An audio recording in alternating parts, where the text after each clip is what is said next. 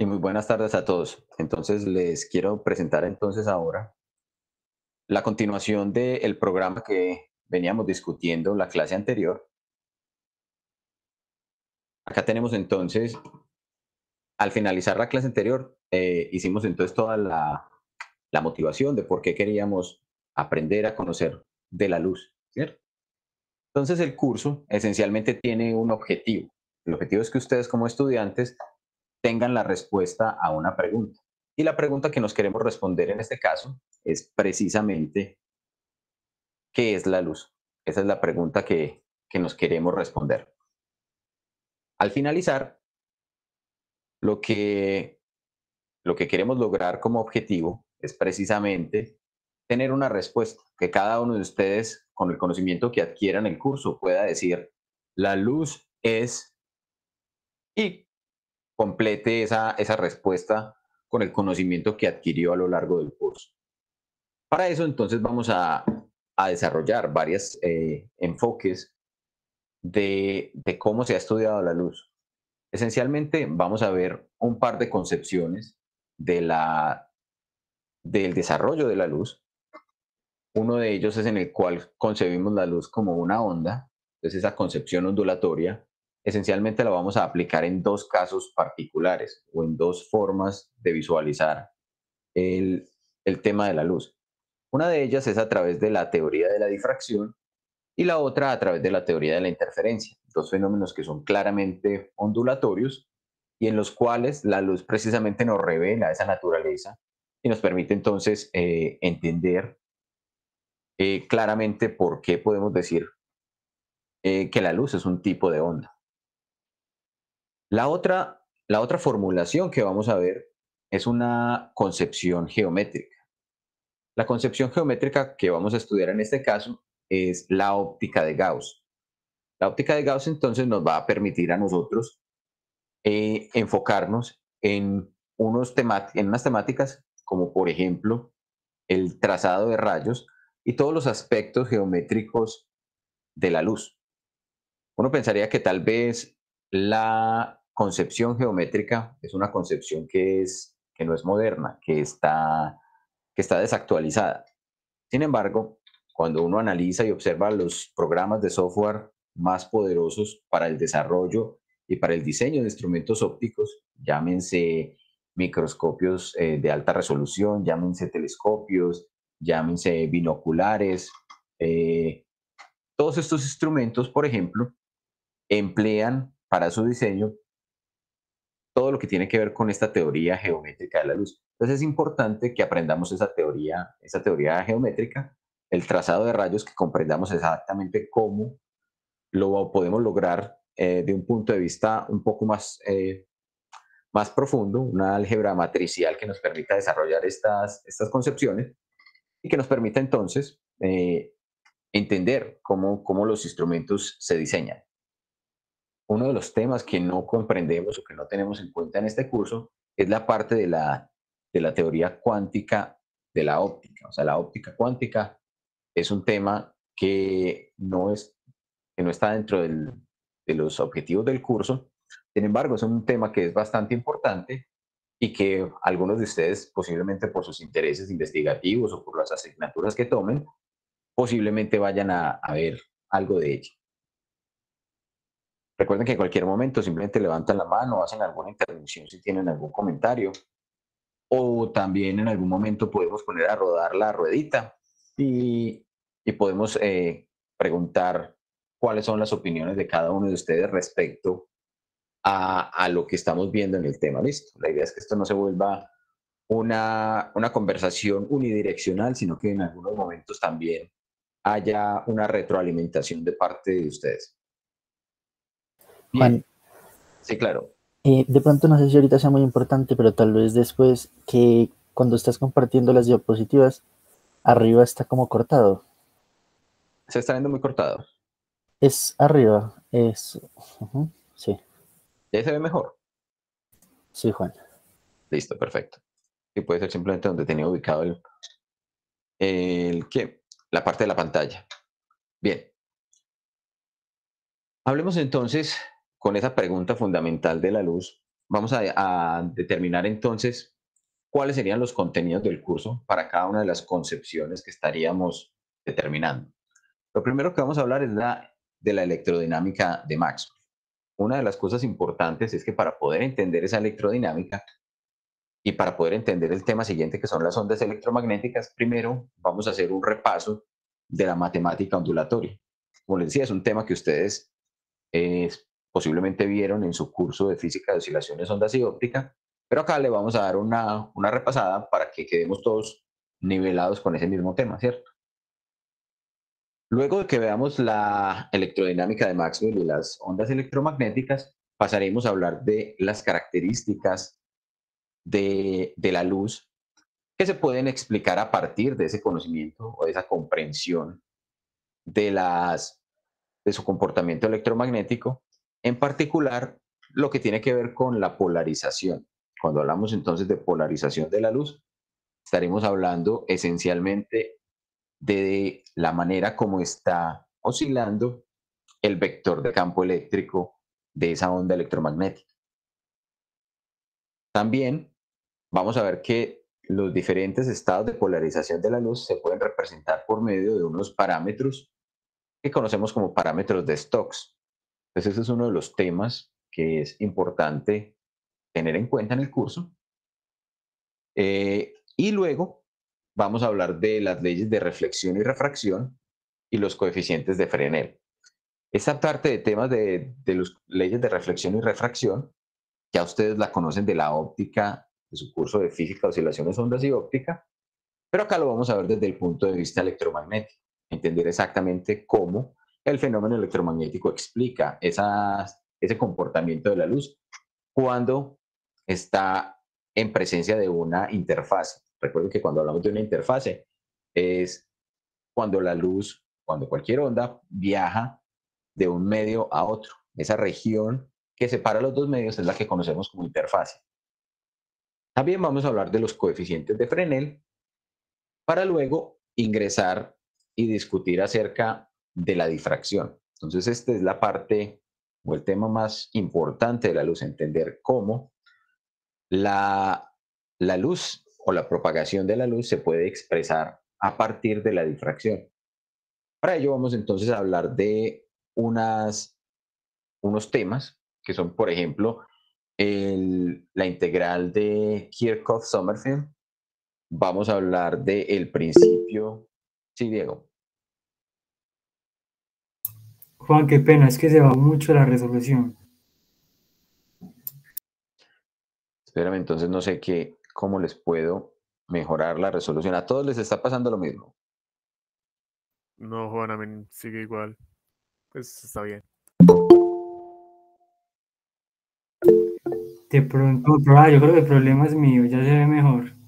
Ah, ok, listo. De pronto, si alguno de pronto tiene problemas de conexión, recuerde que las diapositivas se las compartí en el Classroom, entonces allí las pueden seguir. Listo. Lo otro que también de pronto pueden tener en cuenta es como esta es la parte del tema del curso, luego esto lo vamos a consignar en un documento que yo les voy a montar allí en el Classroom para que ustedes consulten. ¿Listo? Entonces, si tienen alguna inquietud, la pueden encontrar allí. Bien. La idea es entonces que con esa integral de Kirchhoff-Sommerfeld vamos a determinar un principio que se conoce como el principio de Huygens-Fresnel, y una vez obtenemos eso, vamos a hacer una aproximación. Esencialmente, el principio de Huygens-Fresnel nos explica cómo se propagan las ondas, pero resolver esa integral que sale de esa formulación es una tarea dispendiosa, ¿cierto? Pues para hacer esa tarea un poco más sencilla, vamos a hacer unas aproximaciones. De la misma manera que cuando hacíamos en óptica, en el curso de física, de las físicas básicas, hacíamos una aproximación y era que los rayos de luz se mantenían confinados en la región del eje axial o del eje óptico. Acá también vamos a hacer una aproximación que se conoce como la aproximación paraxial. Y con esa aproximación paraxial podemos obtener soluciones analíticas bastante aproximadas de los fenómenos de propagación de la luz. Entonces, si la propagación de la luz se da a lo largo del eje óptico, con esa aproximación paraxial, podemos obtener respuestas o podemos obtener comportamientos de la luz que se aproximan bastante a si tuviéramos el análisis completo, que sería un poco más dispendioso. Sin embargo, es importante hacer primero digamos, en la formulación general y luego revisar esta parte de la aproximación como un caso específico. Entonces, por eso es claro hacer la anotación de esto. Luego de eso vamos a hablar de la difracción de Fresnel y Fraunhofer, que son también casos particulares con los cuales vamos a poder entender un poco cómo serían los diferentes escenarios operativos de lo que se conoce como la óptica de Fourier. Eso con respecto al tema de la difracción. Ahora, con respecto al tema de la interferencia. En el tema de la interferencia vamos a empezar a discutir el principio de la superposición de ondas.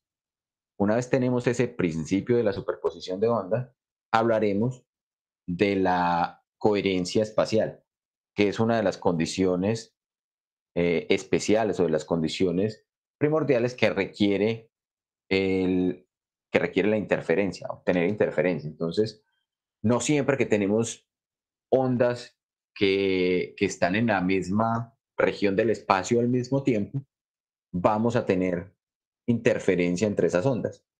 Es necesario que se cumplan ciertos criterios y esos criterios, uno de ellos es particularmente la coherencia espacial. Entonces vamos a discutir eso. Seguido de eso, vamos a hablar de las leyes de Fresnel-Arago y que son aquellas leyes que esencialmente gobiernan, que nos determinan cómo son los principios de funcionamiento de la interferencia de la luz. Luego de eso vamos a llegar a una parte del curso que es bastante bonita, que es cuáles son las aplicaciones de esa parte de la interferencia. Entonces, los dispositivos con los cuales se aplican el principio de interferencia se conocen como los interferómetros. Y esencialmente es uno de los sistemas que tienen mayor cantidad de aplicaciones tecnológicas en muchas áreas, en áreas de metrología, en áreas de holografía, en una gran cantidad de dispositivos. La clase anterior, por ejemplo, hablamos o les mostré una imagen del sistema con el que se determinaron las ondas gravitacionales, el LIGO. Eso es un gran interferómetro que tiene unos brazos de una longitud de 4 kilómetros. Entonces, ese tipo de dispositivos que aprovechan el funcionamiento de la interferencia de la luz nos van a permitir tener o determinar muchos sistemas y muchos dispositivos que tienen una gran aplicabilidad y que es importante pues que conozcamos como ingenieros físicos. Luego de que lleguemos a esa parte, entonces acá nos vamos a gastar, digamos, en esta parte de la concepción ondulatoria, nos vamos a gastar el grueso del curso.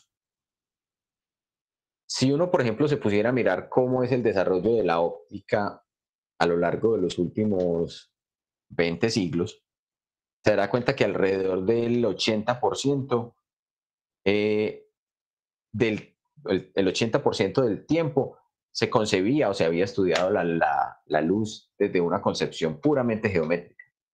Únicamente es en los últimos 200 años, esencialmente desde la formulación de la teoría electromagnética, que podemos empezar a hablar de la concepción ondulatoria de la luz y que ya podemos entender por qué la luz se comporta como una onda. Entonces, en contraposición a eso, realmente en el curso vamos a hacer las cosas en el sentido opuesto o en porcentajes opuestos. No nos vamos a gastar el 80% del tiempo en la concepción geométrica, sino que casi que las 3/4 partes la vamos a gastar en la concepción ondulatoria y solamente una pequeña parte la vamos a gastar en la concepción geométrica. Y porque los principios que operan allí son un poco más sencillos de digerir.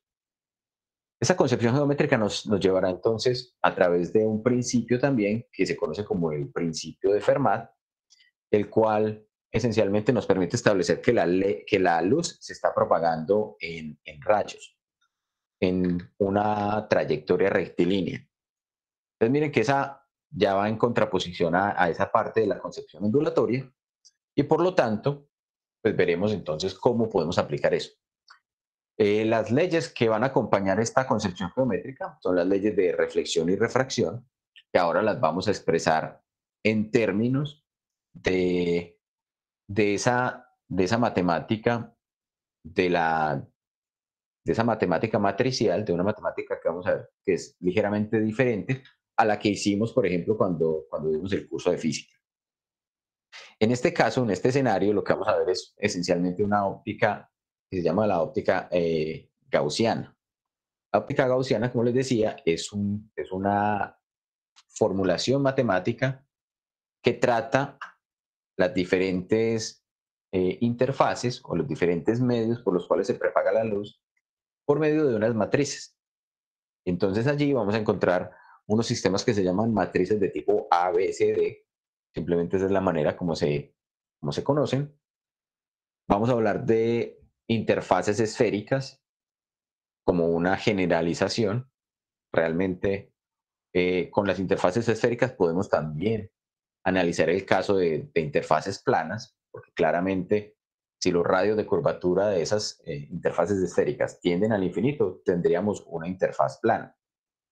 Y en muchos de los casos, superficies o interfaces esféricas interfaces entre medios de mayor complejidad.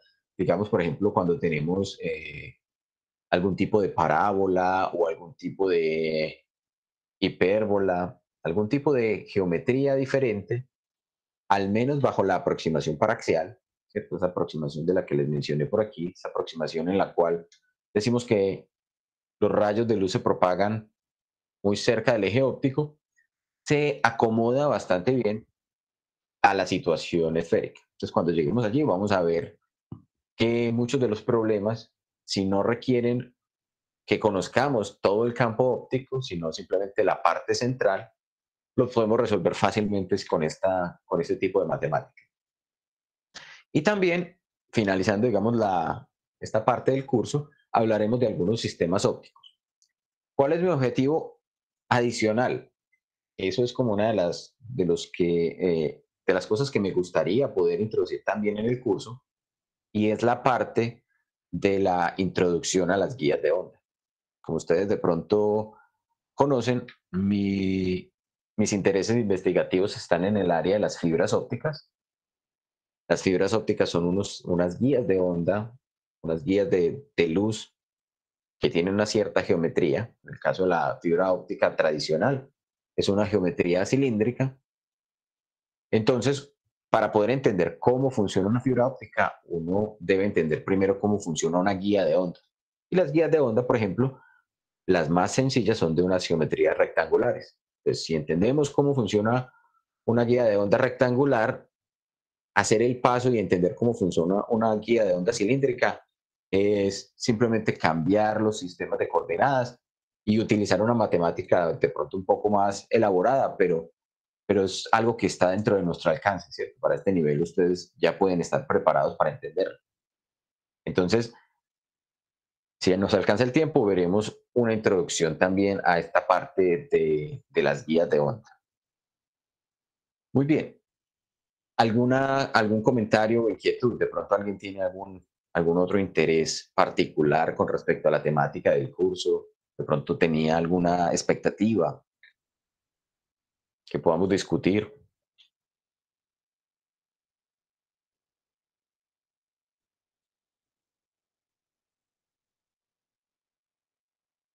Bueno, asumiré que como no dicen nada, entonces están de acuerdo. ¿Se tocará el tema de fotónica? Posiblemente no, Emanuel. O sea, el tema de fotónica requiere dependiendo de cómo veas la fotónica, ¿sí? La fotónica la podríamos ver como la generación de luz. Y si vemos la generación de luz, requeriríamos algo de temas de mecánica cuántica y de estado sólido para poder entender esa generación de luz. Entonces se sale de los alcances de los objetivos del curso. Lo que sí podríamos llegar a ver es algo de la interacción de la luz con la materia, que a pesar de que también se ve algo en física de radiaciones, se podría tratar, digamos, algunos casos particulares de aplicaciones fotónicas. ¿Listo? De todo lo que tendría que ver, por ejemplo, con redes de difracción, con algunos tipos de interferómetros, particularmente cuando se está trabajando en guías de onda, hay una serie de dispositivos que modifican el comportamiento de la guía de onda y que hacen que, por ejemplo, le confieran ciertas características especiales a la luz que se está propagando. Entonces, nuevamente, si alcanzamos a llegar hasta allá, pues yo estoy dispuesto a que veamos la mayor cantidad de tema en esa dirección. Una vez cubramos pues, el objetivo o la temática fundamental del curso. ¿Listo? Bien. Entonces, bien, si nosotros empezamos a ver esta parte o esta concepción ondulatoria de la luz, lo primero que podríamos discutir es entonces que como estudiantes, ¿qué es lo que esperamos entonces que ustedes como estudiantes del curso obtengan al final? Pues lo esencial es que ustedes primero que todo entiendan qué son las ondas electromagnéticas. Entonces los conceptos fenomenológicos que ustedes deben apropiarse son esencialmente estos 4 que aparecen acá. Primero, que son las ondas electromagnéticas.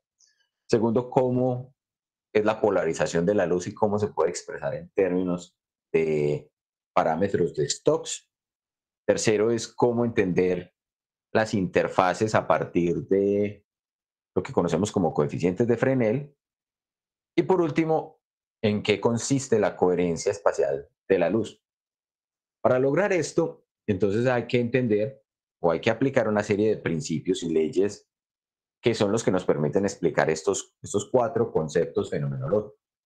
Esos principios y leyes son claramente, el más importante de todos es las leyes de Maxwell, entender cómo a partir de las leyes de Maxwell podemos determinar la naturaleza ondulatoria de la luz, aplicar las leyes de reflexión y refracción, ya desde el punto de vista de una formulación electromagnética, entender el principio de Huygens-Fresnel, hablar y entender el principio de superposición de ondas y por último las leyes de Fresnel-Arago.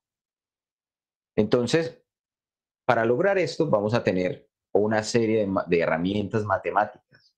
Y aquí lo llamamos estrategias matemáticas, pero realmente son una caja de herramientas que ustedes van a emplear cuando estemos hablando de estas temáticas. Lo primero es la matemática correspondiente a la ecuación de onda. La integral de Kirchhoff-Sommerfeld, como les decía, es la primera aproximación o la forma completa de entender cómo se da la propagación de la luz. Entender que la aproximación paraxial es un caso particular, pero que nos abre además una herramienta que es muy importante, porque cuando hacemos esa aproximación paraxial, no la hacemos solo para simplificar la situación que estamos estudiando, sino que lo hacemos con una intención particular. Esa intención particular es poder emplear una herramienta matemática que se llama la transformada de Fourier. Como ya ustedes vieron el curso de matemáticas especiales, es posible que ustedes ya conozcan esa formulación de la transformada de Fourier. En este caso, pues vamos a hacerlo desde el punto de vista de la óptica. Bien.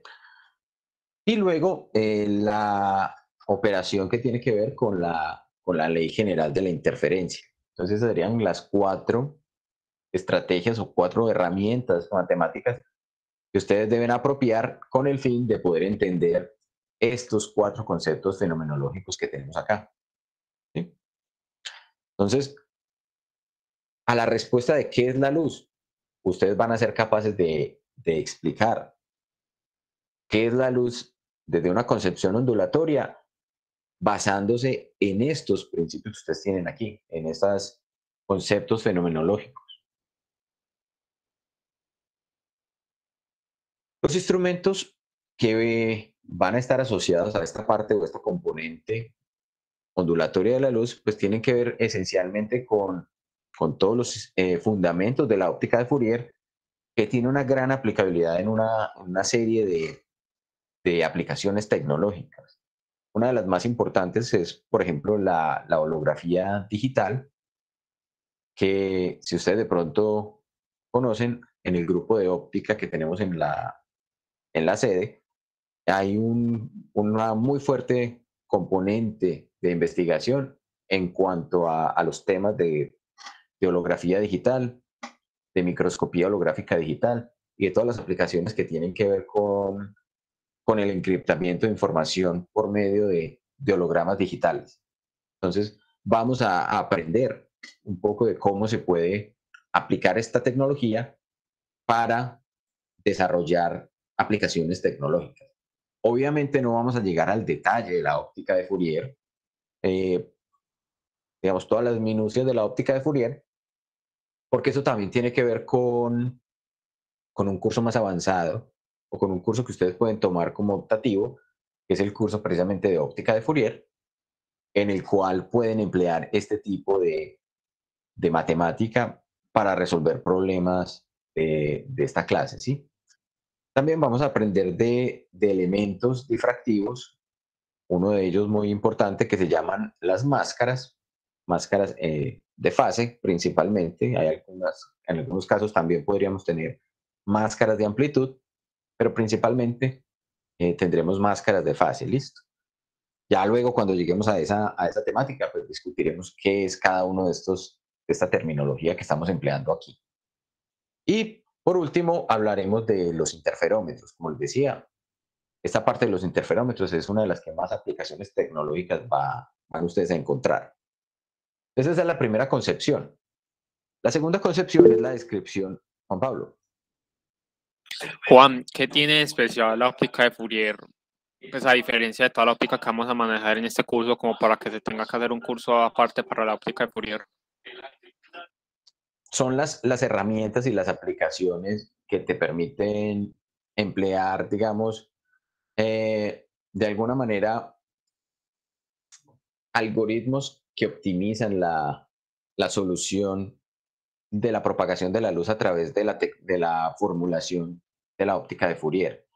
Entonces, por ejemplo, en el curso no veremos, o sea, veremos una formulación de la óptica de Fourier considerando la transformada de Fourier y la transformada inversa de Fourier, pero no llegaremos al detalle de desglosar, por ejemplo, cómo eso se puede implementar computacionalmente, que es como la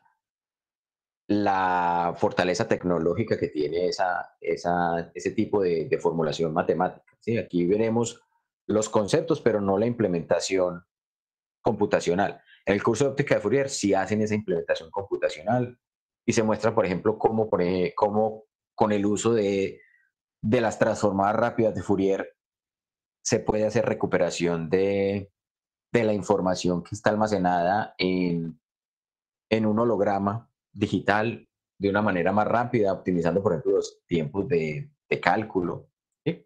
Cuando se está haciendo este tipo de procedimientos, es muy importante optimizar el tiempo computacional. Entonces, cosas que resolviendo la, la transformada de Fourier y la transformada inversa pueden tardarse a un computador con una buena capacidad, se puede tardar días en calcular. A través de algunos algoritmos y herramientas computacionales se puede solucionar en cuestión de minutos, segundos, casi que hacer un análisis prácticamente en tiempo real. Entonces esa es como la importancia o las aplicaciones que tiene ese curso de óptica de Fourier, y por lo cual, digamos, es un curso que se ve aparte. Listo. Bueno, en el caso de la concepción geométrica de la luz, también vamos a tener unos conceptos fenomenológicos. Uno es entender cómo es la comprensión de la luz, entendiéndola como si fueran rayos. ¿Y cuál es el concepto de interfaz? Esencialmente, en el caso de la óptica geométrica, para nosotros la interfaz es aquella región que separa dos medios con diferentes índices de refracción. Veremos entonces por qué es importante. En este caso ya no vamos a tener una cantidad de principios tan rico como el que teníamos en la concepción ondulatoria, pero el principio fundamental es el principio de Fermat. Vamos a tener entonces también las leyes de la reflexión y la refracción, solo que ahora expresados en términos de estas herramientas matriciales. ¿Cuáles serían entonces las estrategias matemáticas? Esas matrices de tipo ABCD que me permiten solucionar problemas de óptica geométrica en el cual estamos involucrando interfaces esféricas. Y por último, pues la componente instrumental principal son todos los sistemas ópticos. Entonces, si nos damos cuenta, hay unas aplicaciones tecnológicas importantes en la óptica ondulatoria en cuanto a sistemas tecnológicos que fueron los interferómetros y en este caso los sistemas ópticos, microscopios, telescopios, binoculares, lupas, cualquier cantidad de sistemas ópticos que ustedes se imaginen, se pueden expresar y se pueden trabajar desde esta concepción geométrica. Entonces, por eso también es muy importante verla, ¿cierto? Ahora bien, la bibliografía recomendada. Realmente no tenemos un único texto guía. El mejor texto guía es aquel texto con el cual ustedes se sientan cómodos leyendo. O sea, el curso no es un curso, es que las clases son autocontenidas. O sea, que todo lo que yo diga es lo que vamos a evaluar. No, realmente la idea es que en este nivel ustedes hagan una labor exhaustiva de investigación y de acompañamiento al curso, teniendo en cuenta la bibliografía disponible. Y aquí algunos de ellos pues la tenemos allí disponibles en el Classroom, otros ustedes los pueden obtener en internet, ¿cierto? Ya ustedes determinarán cómo lo hacen. Otra de las cosas que, por ejemplo, ustedes pueden emplear, ustedes pueden no solamente atender, ¿cierto?, a estas clases, sino también pueden ver otras clases en internet. YouTube está lleno de recursos donde ustedes pueden ir a profundizar en algún tema en particular, donde ustedes pueden ir a estudiar si tienen alguna duda. ¿Sí? Sin embargo, bueno, ya hablando de libros como tal, uno de los libros clásicos de la óptica, que para muchos es uno de los mejores libros para este nivel en el cual un estudiante de pregrado se enfrenta por primera vez a la óptica, pero se parte de la base de que el estudiante tiene conocimientos de las físicas básicas. O sea, este es un libro que está pensado para un estudiante que ya pasó por las físicas básicas y que está viendo por primera vez un curso de óptica. Es este libro de Heck. El libro de Heck en este momento pues ya va como en la quinta, sexta edición. Tiene una gran cantidad, no solamente de explicaciones conceptuales, sino que también hace una buena cantidad de ejemplos, tiene ejercicios al final, tiene, pues de cada capítulo, tiene solucionarios que están en línea, ¿cierto? Cualquier cantidad de herramientas que ustedes quieran emplear. Una de las cosas que ustedes van a notar es que en este curso no me van a ver resolviendo problemas del libro. Y eso es, digamos, de alguna manera intencional. ¿Por qué? Porque realmente una de las cosas más importantes es que ustedes no se queden con esa concepción o no memoricen la solución de problemas tal cual los hace el profesor, ¿cierto? Eso es parte, digamos, del estudio que ustedes deben hacer del curso por fuera de la clase. Sin embargo, ustedes allí con este libro, con el Hedge, tienen una buena cantidad de problemas para enfrentar, una buena cantidad de conceptos básicos El libro está en versiones en español y en inglés. Creo que la última versión en español es la cuarta, no recuerdo haber visto la quinta.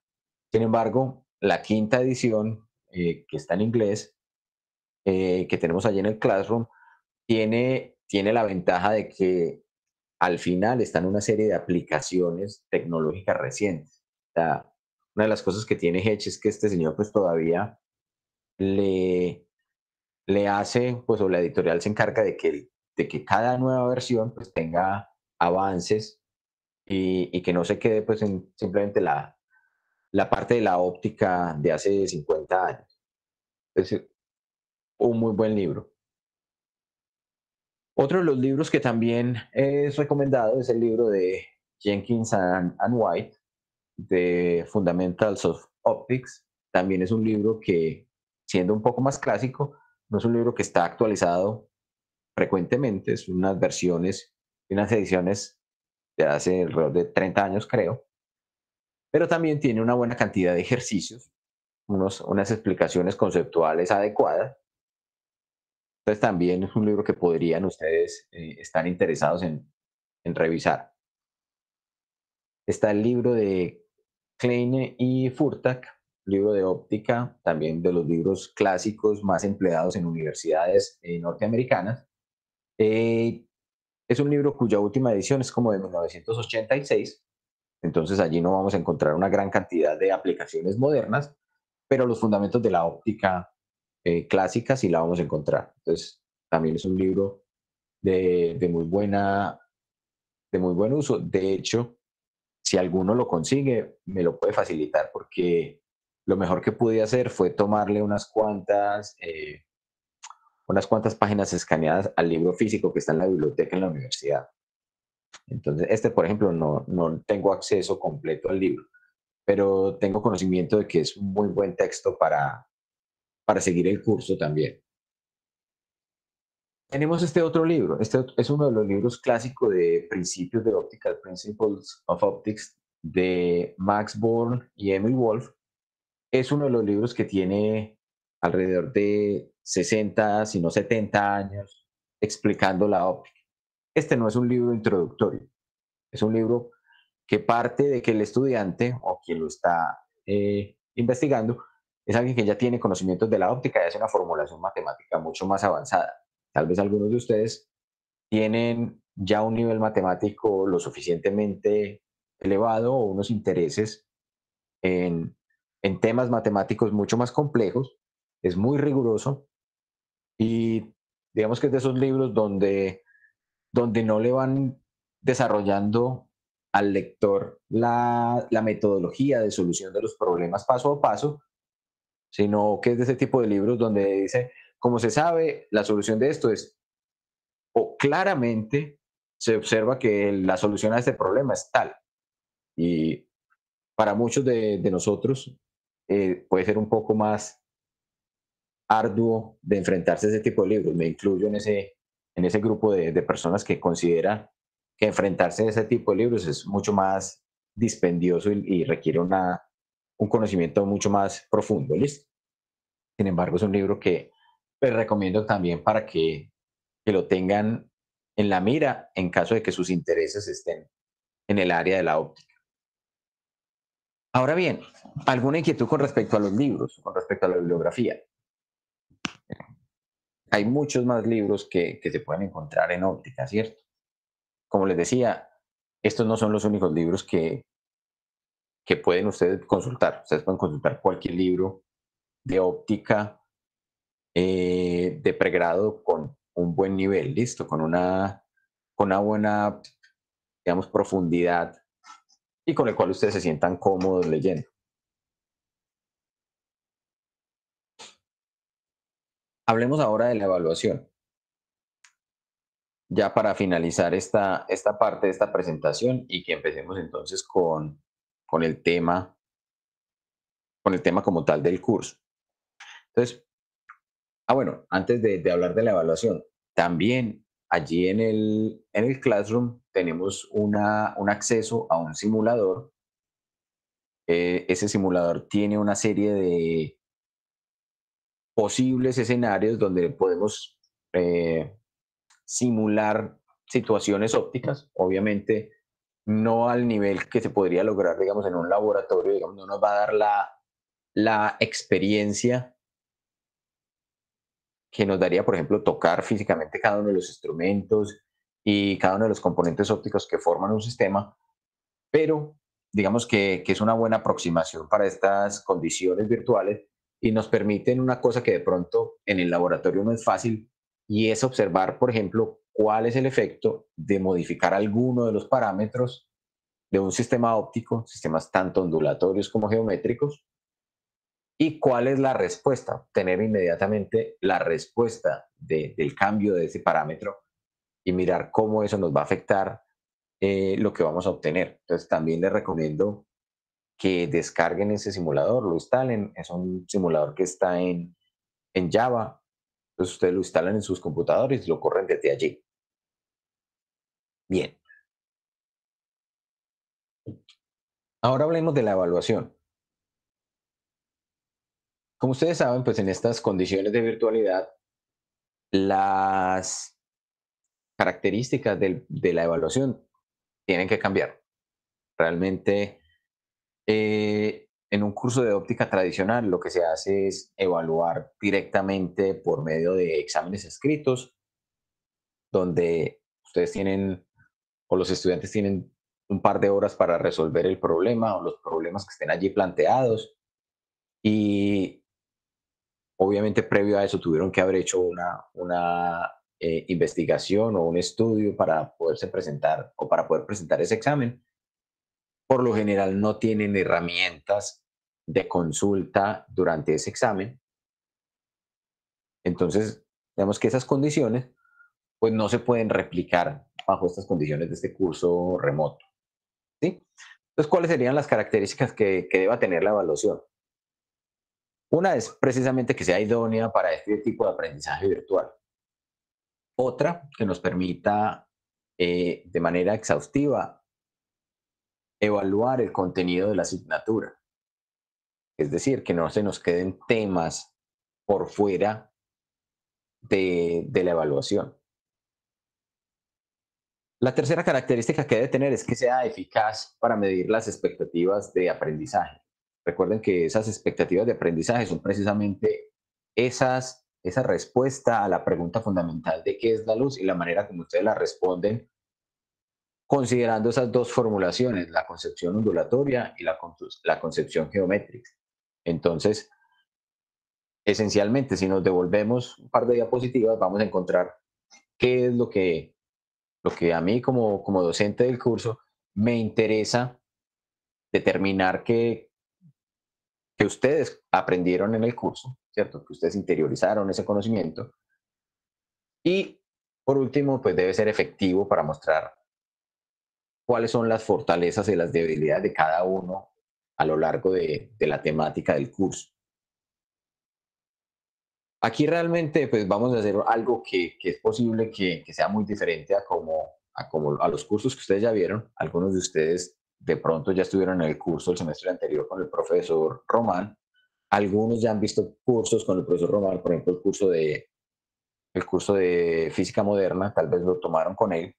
¿Sí? ¿Quiénes de ustedes de pronto ya tomaron el curso de física moderna en estas condiciones de aprendizaje remoto?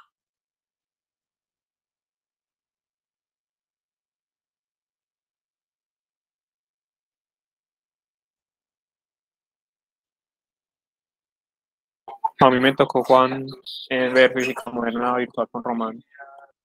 Listo, y la evaluación que realizaron allí fue también, digamos, acorde con estas situaciones, ¿cierto? Entonces, como les decía, en el curso lo que vamos a tratar es de replicar esa experiencia, según lo que he conversado con Román en la preparación de este curso.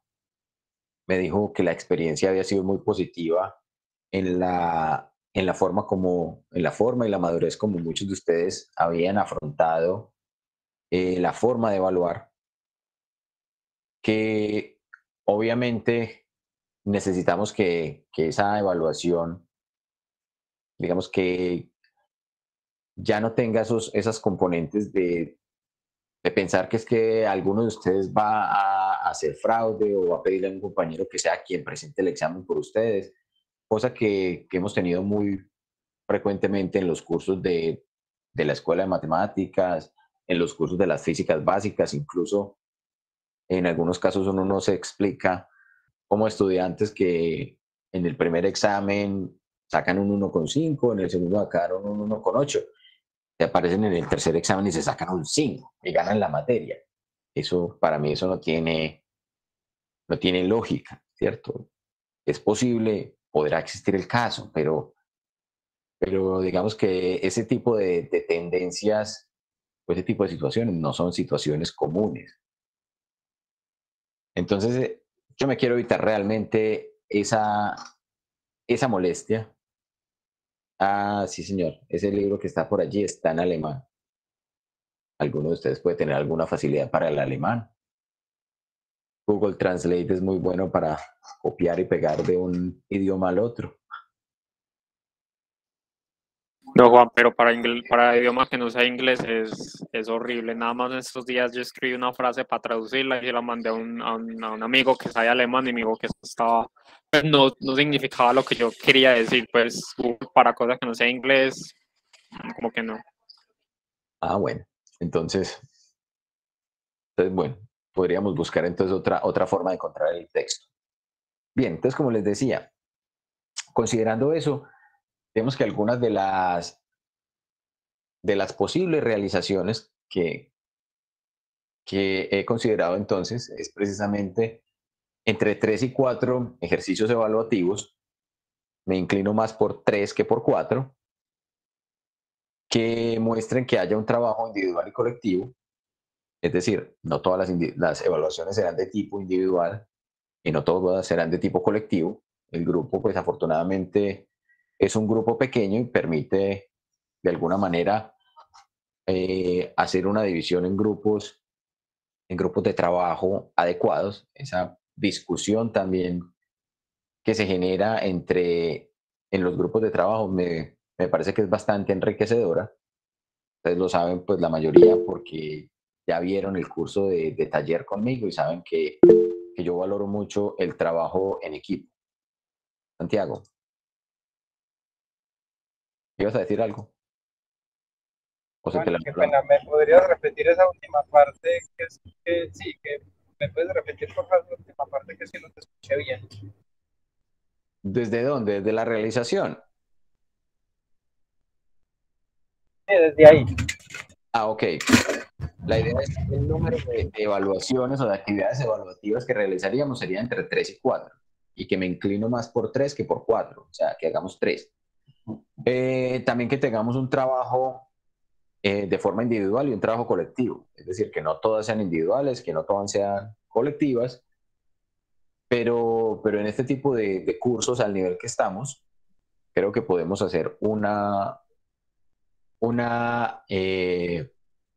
trabajo en el cual realmente ustedes de una manera muy honesta puedan desarrollar un trabajo, sean capaces de evaluarse o de desarrollar la temática que se está preguntando, bien sea en forma individual, bien sea en forma de equipos, que además integre todo lo que tiene que ver con la comunicación. Porque, por ejemplo, una de las cosas que es importante y que ocurre es que en esos exámenes de 2 horas, de pronto se premia a esas personas que tienen la capacidad de sintetizar en 2 horas el conocimiento que adquirieron para resolver un cierto problema o unos ciertos problemas. Pero no todo el mundo tiene esa misma habilidad. Entonces, en este caso, por ejemplo, de esta forma de evaluación, se puede de alguna manera, dependiendo de cómo se planteen los ejercicios, hacer una evaluación en la que no solamente se evidencie esa capacidad escrita, sino también la capacidad de la explicación oral. Y por último, me gustaría también que esos ejercicios de evaluación incluyeran una autoevaluación, es decir, que estuviera también una crítica de cómo ustedes enfrentaron cada uno de los ejercicios de aprendizaje, qué dificultades tuvieron, qué ventajas Entonces, para eso, digamos que la idea es que ustedes me cuenten qué opinan de realizar una serie de videos. Entonces, la idea sería que tuviéramos 3 evaluaciones. Vamos a por aquí ponerlo, cambiamos esta imagen. Listo. ¿Cuál es la propuesta? Bueno, Juan, qué pena. ¿Y más o menos qué porcentajes tendrían esas actividades evaluativas? Las actividades evaluativas, déjame primero les explico qué es lo que tengo pensado y ya luego les hablamos de los porcentajes. ¿Listo? Ah, vale, vale, gracias. Permíteme un segundito, yo busco una cosa por aquí.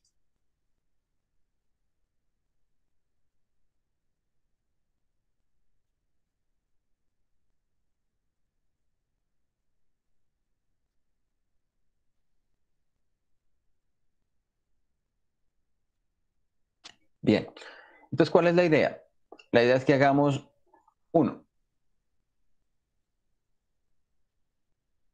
videos. Esos videos nos permiten evaluar cosas como la creatividad, nos permiten evaluar el guión o implica que ustedes tengan que preparar un guión. Implican también que, por ejemplo, ustedes deban hacer la capacidad de síntesis.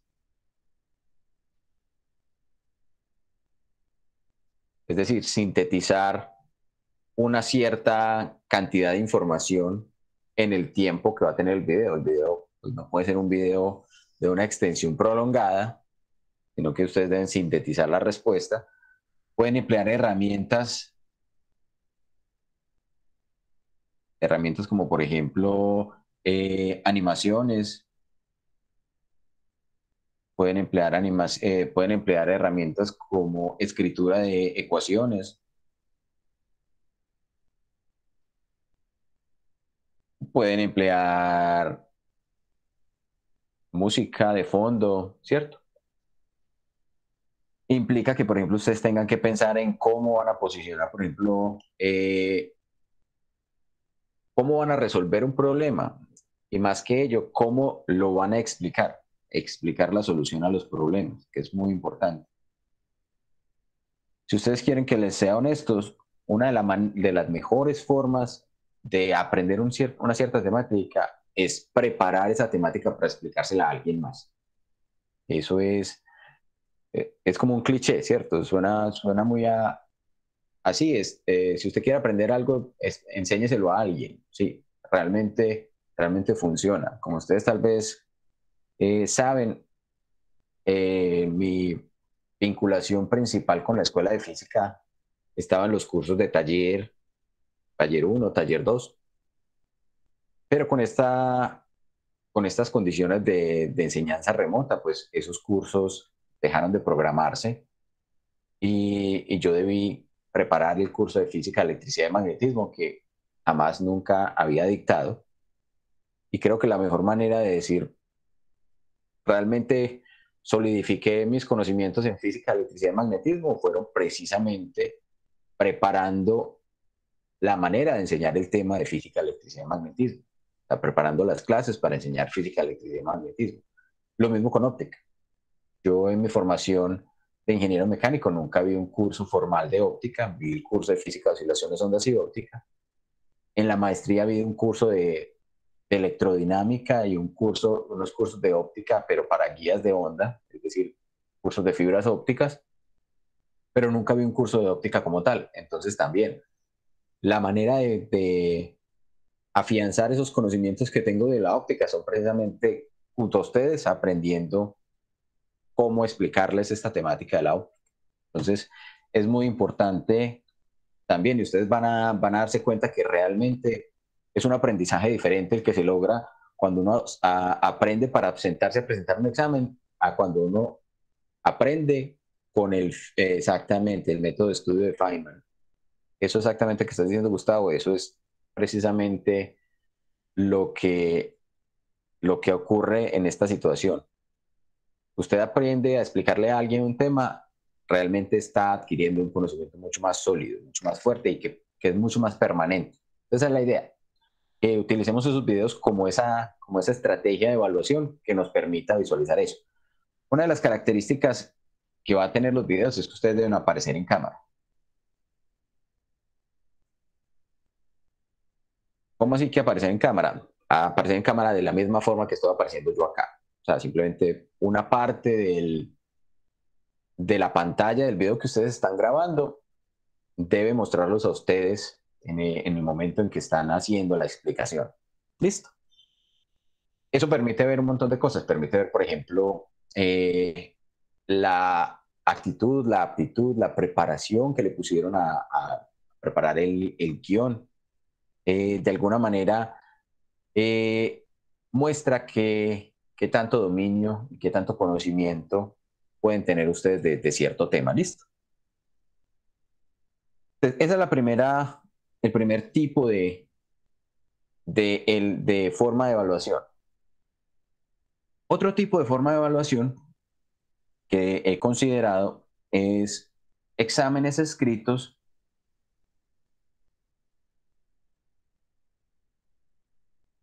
más video sustentatorio. ¿Cómo funciona ese? El examen escrito es un examen de alguna manera similar a los exámenes tradicionales, pero con la ventaja de que ustedes obviamente como están o como no están de manera presencial, pues tienen acceso a todas las fuentes bibliográficas que ustedes quieran imaginarse, ¿cierto? ¿Cuál es la ventaja de ese tipo de evaluación? Ese tipo de evaluación permite desarrollar algo que se llama como la memoria asociativa. La memoria asociativa esencialmente es aquella que me permite dar solución de manera rápida a problemas que se vayan presentando, ¿cierto? Si a mí me presentan un problema y necesito una solución rápida, entonces lo primero que hace el cerebro es buscar en la base de datos y comparar con algo que ya haya solucionado anteriormente. Entonces eso es una forma de fortalecer ese tipo de memoria. Y por otro lado, también permite desarrollar la habilidad en escritura.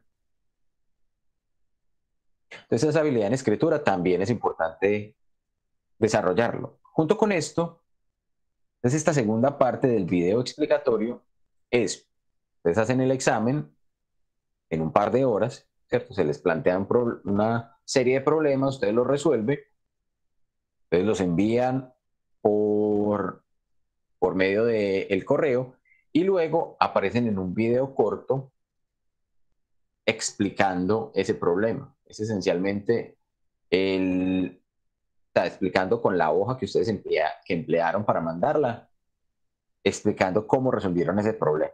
Es más el video de justificación.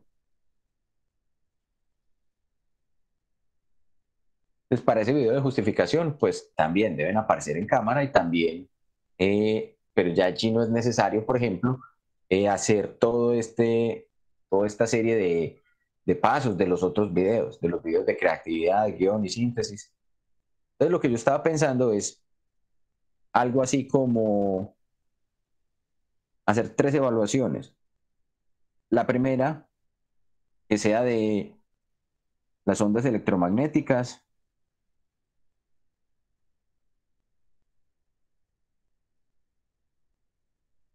más parte de la teoría de difracción, y que eso valga el 35%. Hacer un video individual.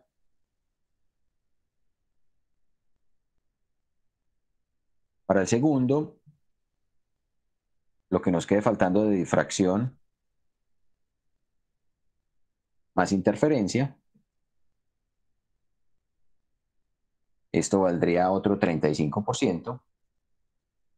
Y esto ser un video grupal. Y la tercera, un tema de óptica geométrica. Y esto valdría el 30%.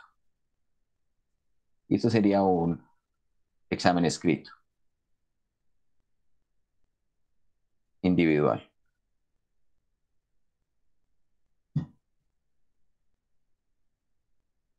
Para el primer video, ustedes tendrían un fin de semana, o sea, la temática se les entregaría el día viernes que tenemos la clase.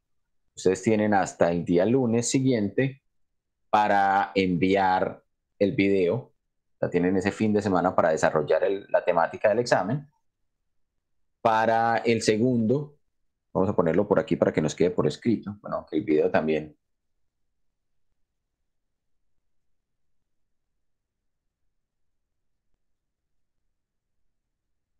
El video también queda la grabación de lo que estoy diciendo, ¿cierto?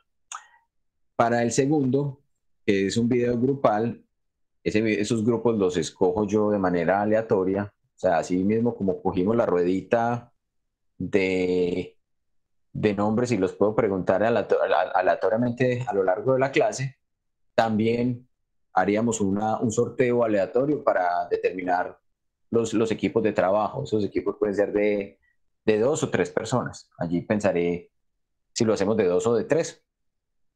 Pues también para esto tendrían una semana. Entonces se los entregaría la temática al principio de la semana y ustedes entregarían el video grupal al final de la semana, no al final de la semana, al lunes de la semana siguiente. ¿Sí? Obviamente porque allí tienen ustedes que coordinar entre ustedes, ¿cierto? Qué tareas se asignan cada uno, cómo escribir el guión, cuáles son las características de ese video, qué herramientas van a emplear, etcétera. Muy posiblemente esta segunda parte o este segundo tópico de difracción e interferencia sea de algún tema que no hemos visto en clase, pero que se desarrolle o que se resuelva con tema de la clase. Listo. Y por último, el examen, entonces tendría también simplemente un día, es decir, 2 horas para el examen y video al final del día.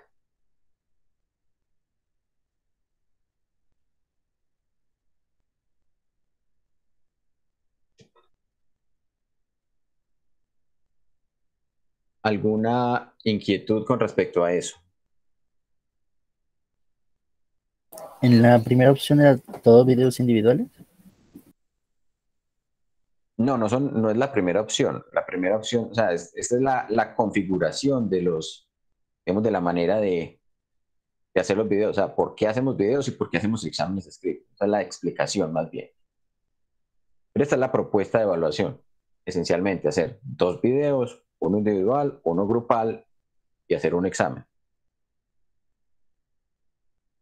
Ahora, si ustedes me dicen, no, es que preferimos que sean 3 exámenes o que todos sean videos o que, ¿cierto? No sé. Pero lo que sí vamos a combinar es grupal e individual.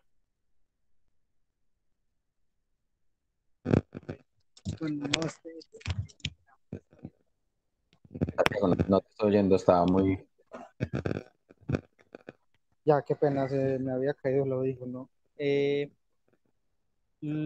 Pues lo que pasa es que lo que hablábamos ahorita, no todos, yo me incluyo ahí, pues no todos son tan buenos para hacer exámenes y ese tipo de actividades evaluativas. Yo, por ejemplo, soy terrible para hacer exámenes.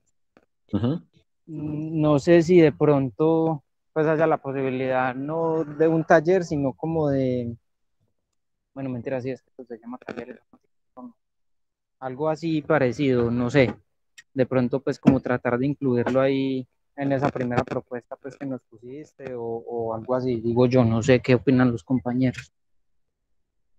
Yo opino que sería mejor solo videos. Sí, yo creo que yo concuerdo con el compañero. Cuando estamos hablando de taller Yo Santiago, también estoy de acuerdo con el compañero. ¿con cuál, Diego? ¿Hacer solo videos? Hacer solo videos. Listo. Sí, Juan, yo también. Cuando decís, Santiago, a hacer talleres, ¿a qué te referís? ¿A que yo les envíe un listado de problemas, ustedes lo resuelvan y me los manden? Pues algo así, eso ya suena un poquito ortopédico, pero más o menos era lo que estaba pensando. Porque en ese caso, pues mira que realmente si hacemos los videos, podríamos hacer 2 videos individuales y un video grupal. Eso podría ser una forma de realizar la evaluación. Sí, Sí, también me parece bien. Yo solamente pues estaba pues como mirando pues como otras cosas, pero también me parece bien. Yo estoy de acuerdo. sí, porque realmente lo que vamos a hacer es, bueno, los problemas que tendría cada uno de los videos, pues no serían los mismos para todos ustedes, ¿cierto? Serían una serie de problemas tomados de alguna base de problemas, pues ya tengo, digamos, un grupo de problemas de cada una de las temáticas para poder también de manera aleatoria asignarle a cada uno 3 problemas o 4 problemas, ¿cierto? Y que esos sean los problemas que ustedes resuelvan. Y de esa manera, pues me quito digamos, no tengo que preocuparme con que una sola persona sea quien resuelva los ejercicios y los disemine en el resto del grupo, que realmente pues no tendría sentido. La idea es que cada uno esté allí y haga ¿cierto? El esfuerzo por aprender en el curso. Las condiciones de los videos, bueno, si ustedes consideran que sean mejor solamente videos, entonces cambiemos ese examen del tema de óptica geométrica también por un video. Y también que no sea de un día, sino también de un fin de semana.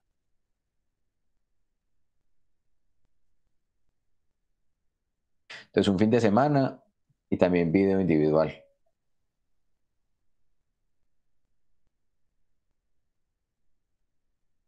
Listo. Con respecto a los porcentajes, no sé qué opinan, si les parece que está adecuado esa distribución de porcentajes.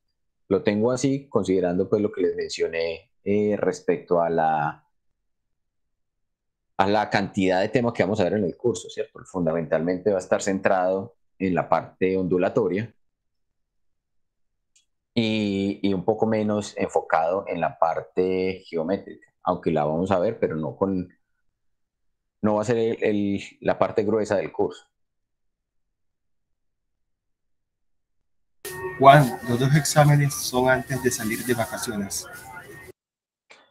Eso no lo puedo asegurar con tanta precisión. O sea, yo quisiera poder tener fechas, pero, a ver, como es la primera vez que doy el curso, no estoy seguro de cuánto tiempo me tome dictar cada uno de los temas. A mí me gusta que cuando haga una evaluación, darles una semana de gabela, digamos, entre que yo finalice el tema y hacer la evaluación. En este caso creo que no es necesario si todos van a hacer videos porque no es una cosa que ustedes tengan que resolver o que tengan que prepararse para resolver en solo 2 horas.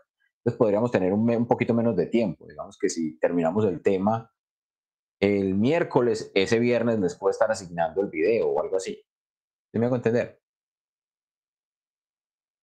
Lo que no sé es exactamente cuántos días o cuántas clases me va a tomar cada uno de los temas. Como les decía, porque no he dictado el curso anteriormente. Sin embargo, si no tenemos ningún tipo de inconvenientes, podría ser posible que tengamos los dos ejercicios evaluativos antes de salir al periodo de receso, a esas vacaciones que tenemos en diciembre. Y regresar únicamente para hacer el tema de la parte de óptica geométrica. Sería ideal, ¿cierto? Sería muy, digamos, Considero que los porcentajes están bien. bien. ¿Alguien tiene algún otro comentario respecto a los porcentajes?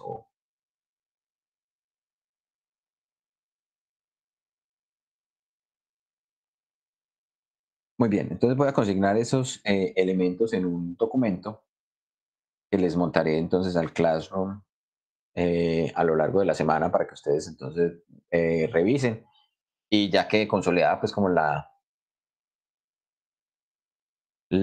evaluación del curso. Muy bien. Vamos entonces, son la 1:18. Sí, yo creo que podemos empezar un poquito a hablar de la matemática del movimiento ondulatorio.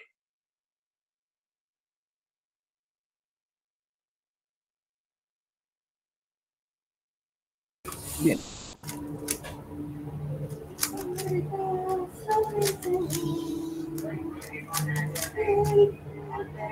José, tienes el micrófono prendido. Ok, muy bien. Ya le iba a decir. Bueno, nosotros, por ejemplo, conocemos que las partículas tienen una característica. Por lo general, en la física mecánica hablamos de partículas y esa partícula tiene la característica de que puede ser localizada. Es una región en el espacio que está bien definida, que además interactúa con el ambiente que la rodea. Esencialmente, si estamos hablando de una partícula que tiene una propiedad que es la masa, entonces sabemos que esa partícula interactúa con otros cuerpos que tienen masa a través de los campos, particularmente del campo gravitacional. Entonces, si estamos en la Tierra, una partícula con masa va a interactuar por medio del campo gravitacional con la Tierra y va a sentir una atracción hacia la Tierra, de la misma forma que ella ejercerá una atracción sobre la Tierra. Esa atracción, como ustedes conocen, pues es una atracción que ocurre no solamente con entre dos objetos, sino que en un sistema de muchas partículas como es el universo, pues todas las partículas que tienen masa van a ejercer una atracción recíproca entre sí, gobernada por la ley de gravitación universal, que ustedes recuerdan, nos habla del producto de las masas, la multiplicado por una constante de gravitación y sobre la distancia o el cuadrado de la distancia que separa esas dos partículas. En el caso de la atracción gravitacional, pues vamos a tener únicamente fuerzas atractivas entre los cuerpos. Otro caso o otro tipo de partículas que podríamos estar interesados o que ya hemos analizado anteriormente son aquellas que tienen que ver con las partículas que poseen otra característica de la materia, que es la carga. Entonces, las partículas pueden estar cargadas de manera positiva, pueden estar cargadas de manera negativa y pueden estar cargadas de manera neutra. Cuando hablamos de cargas neutras, estamos diciendo la cantidad de cargas positivas y negativas en esa partícula están igualadas. Sin embargo, cuando esas partículas, por ejemplo, tienen un signo de carga particular, van a interactuar con partículas del mismo signo en una forma repulsiva y con partículas de signo opuesto en una forma atractiva. Todo eso ya lo conocíamos del estudio de la física, electricidad y magnetismo. La interacción, por ejemplo, entre esas partículas era por medio de los campos eléctricos, ¿cierto? Hasta allí yo creo que no hay nada que ustedes de pronto no conozcan. Sin embargo, cuando hablamos de una onda tiene unas características particulares. Entonces vamos a escribir por aquí un poco. Una onda tiene unas características y una de ellas es que es autosostenida. O es más, vamos a ponerlo por aquí, es una perturbación.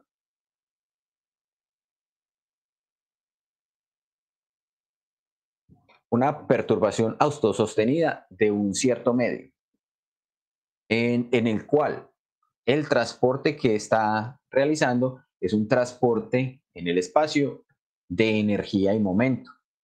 Entonces, además está transportando dos características o dos entidades, energía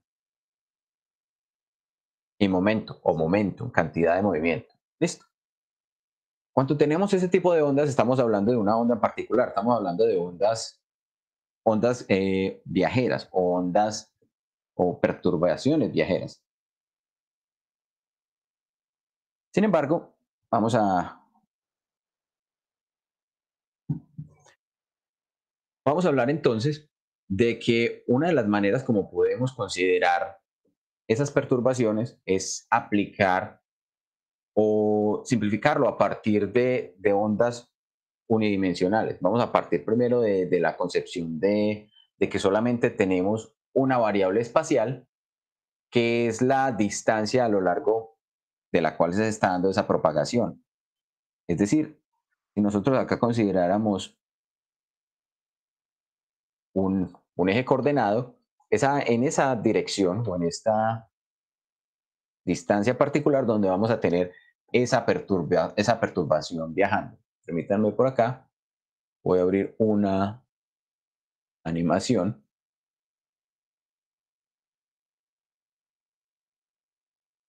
y se las comparto.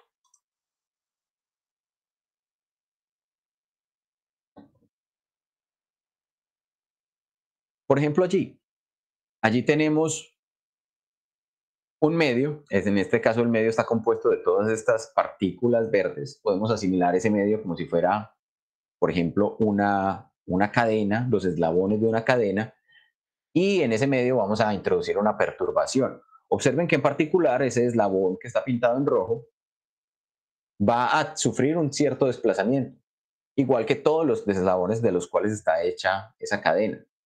Entonces ese desplazamiento del eslabón rojo es únicamente hacia arriba y hacia abajo. Sin embargo, nos podemos dar cuenta que esa perturbación se sigue desplazando.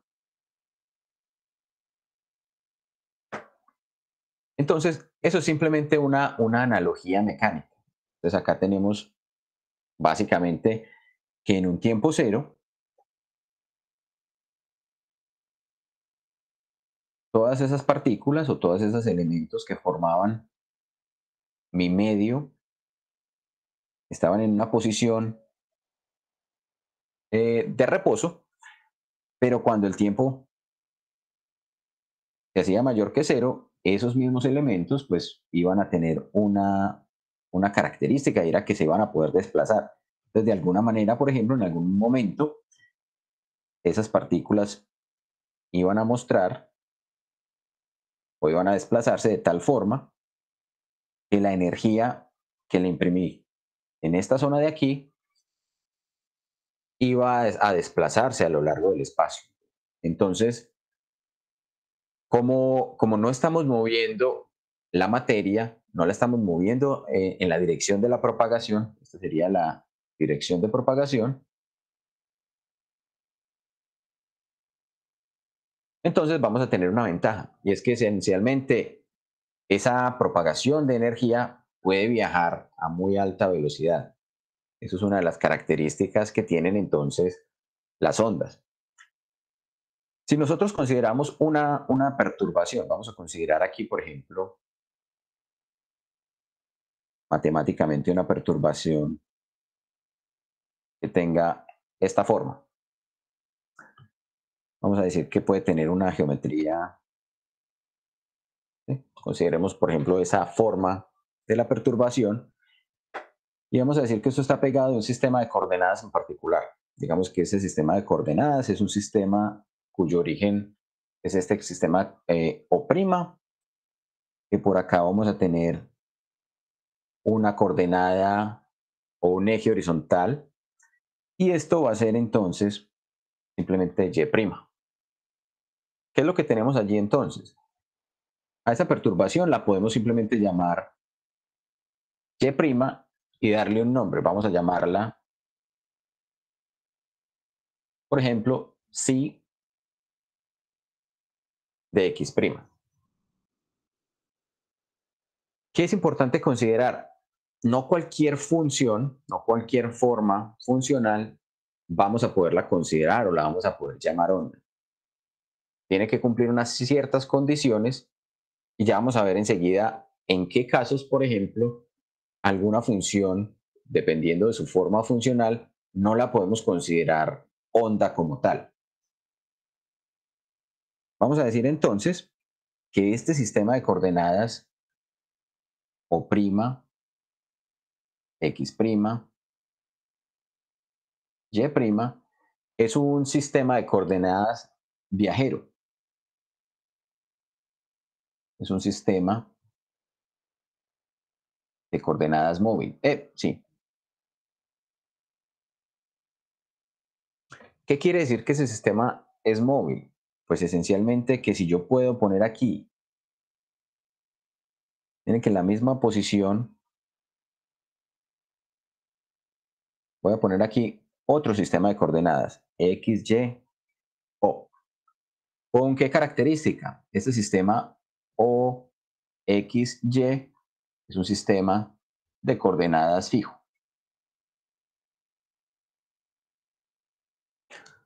Vamos a decir que mi sistema de coordenadas móvil se está pudiendo mover, se está moviendo a lo largo de ese desplazamiento. Digamos que esto se está moviendo con una velocidad, vamos a ponerlo por acá, a una velocidad constante.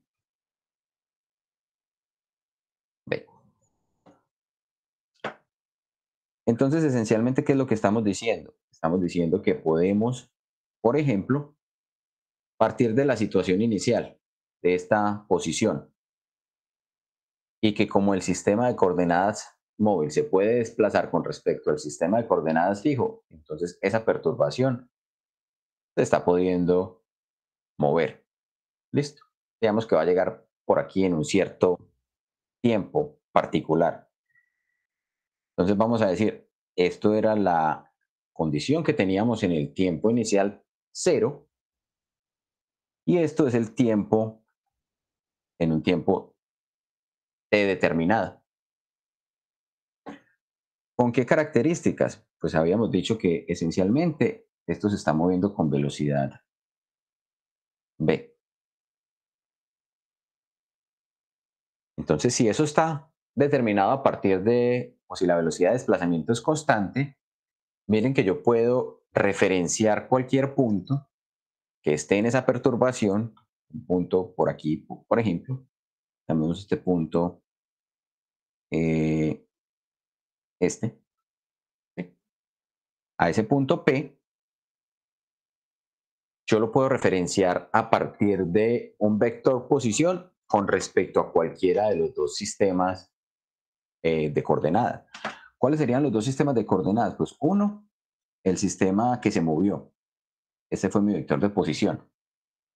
Y a esto lo puedo llamar X'. Pero con respecto al otro sistema de coordenadas, a esto lo puedo llamar X.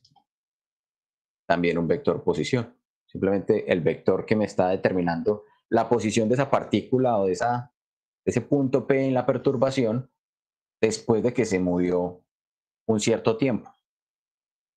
¿Qué es lo otro que debemos considerar? Pues como los sistemas, o teníamos un sistema de coordenadas que fue móvil, pues yo también puedo poner por acá, conocer esta distancia. ¿Cómo determino la distancia? Esencialmente, a partir del producto entre la velocidad a la que se estaba moviendo el sistema móvil y el tiempo que transcurrió. Entonces miren que si yo quiero conocer o relacionar esos dos sistemas de coordenadas, yo puedo emplear esta expresión. Yo puedo decir, simplemente sumando vectores. Este vector X de posición con respecto al sistema fijo no es otra cosa que la suma de estos dos vectores. ¿De cuáles dos vectores? El vector b por t, que me indica la distancia que se movió el sistema móvil, y el vector x', que es la posición con respecto al sistema móvil. Entonces esto no es otra cosa que x' más bt. Entonces eso lo puedo hacer para cualquier punto sobre la perturbación. Miren que con respecto al sistema móvil, la perturbación esencialmente no se desplazó. La perturbación conservó su forma en todo el tiempo y en todo el tiempo que transcurra. Es el sistema el que se está moviendo. Pero con respecto al sistema fijo, sí hubo un desplazamiento. Y entonces a partir de acá yo puedo determinar también que la coordenada x' no es otra que x menos bt. Y con respecto a la coordenada y, la coordenada y, que era la que me decía cuánto se desplazaba verticalmente la perturbación, va a ser exactamente la misma, ¿cierto? La coordenada y para este sistema es la misma coordenada y para este otro sistema, para el sistema fijo y para el sistema móvil. ¿Qué fue lo que acabamos de decir? Pues básicamente, en términos matemáticos, que y, la coordenada o el desplazamiento sobre el sistema fijo, es igual al desplazamiento en el sistema móvil. ¿Y es igual a quién? Es igual a esa función psi cuando evaluamos, para el caso de x', y x' es lo mismo que decir que es psi menos b por t. Entonces, acá tuvimos, devolviéndonos, ¿qué fue lo que acabamos de ver? Acabamos de ver que teníamos un pulso. Ese pulso se mueve y se estuvo moviendo hacia la derecha. Entonces, la manera de representar ese movimiento de ese pulso para la función es equivalente a reemplazar las coordenadas x' por esta terminología, por sumarle o restarle un término que se conoce como b por t, este término que tenemos aquí en este punto. Miren que si el signo que le pusimos acá es negativo, esto hace referencia a un desplazamiento hacia la derecha. Ese movimiento que está realizando esa perturbación es hacia la derecha. Pero si le pusimos un signo positivo, ese desplazamiento será un desplazamiento hacia la izquierda.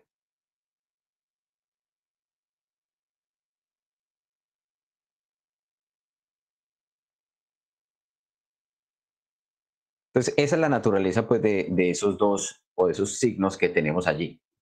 Entonces, miren que, ¿qué nos apareció de nuevo? Realmente, nosotros acá únicamente hablábamos de la función y, pero y es una función que una vez consideramos que hay un desplazamiento, nos tiene que implicar una segunda coordenada o una segunda variable, además de la variable espacial. Miren que le tuvimos que introducir, o teníamos ya el conocimiento de la variable espacial, pero apareció una segunda variable, una variable temporal. Entonces, tenemos que escribir ahora y como una función de x y de t, y que esencialmente esa función no es otra que la función psi, que me da la forma de esa perturbación, viajando a lo largo de x, bien sea a la izquierda o a la derecha, con una velocidad v durante un tiempo determinado t. ¿Listo? Ahora bien, si yo quiero conocer la forma de la perturbación, simplemente lo que tenía que hacer es asumir que el tiempo era cero. Entonces, básicamente, la forma de esa perturbación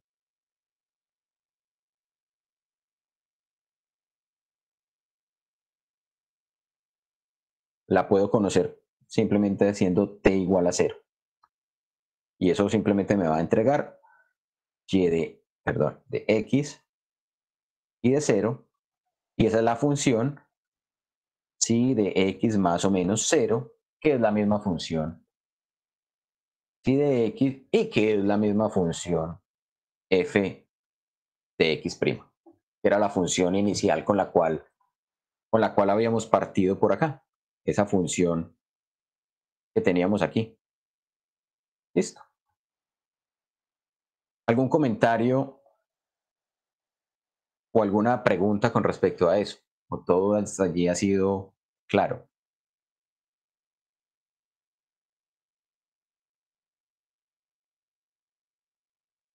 Está claro, Juan. Ok. Muy bien. Asumimos entonces que esencialmente, si yo quiero conocer entonces cómo es el comportamiento de un pulso que se está propagando o de una perturbación que se está propagando, lo único que yo tengo que hacer es tomar una cierta función f de x y cambiar x por esta otra terminología, por una terminología que implique x con más o menos b por t. Entonces, básicamente, si yo conozco una perturbación o una forma funcional y yo quiero generar que esa perturbación se esté desplazando, pues entonces simplemente lo que debo hacer es, donde esté la x, le cambio por x más o menos b por t, y eso me va a permitir que esa perturbación se empiece a mover, sea una perturbación que sea viajera. Sin embargo, como les decía hace un momento, hay que tener cuidado a la hora de seleccionar la forma de la perturbación, ya que no todas las perturbaciones o no todas las funciones que yo seleccione me van a permitir obtener formas de ondas reales. Entonces, esto es importante. No todas las formas o no todas las funciones,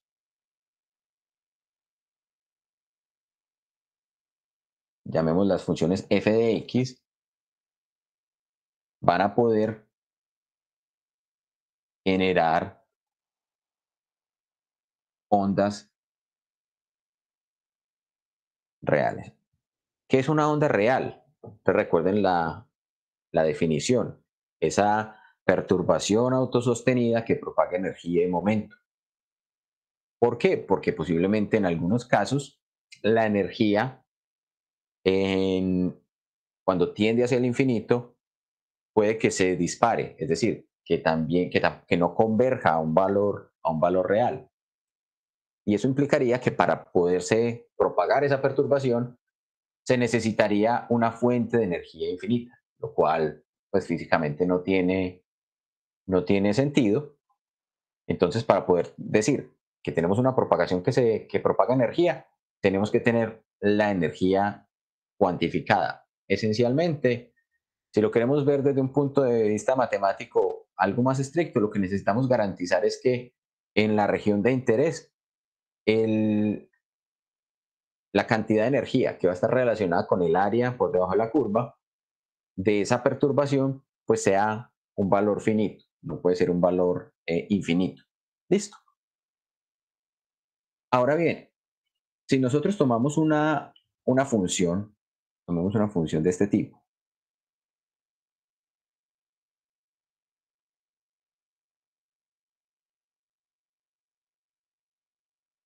si de x, y esto va a ser igual a la función exponencial menos a por x al cuadrado, con a constante,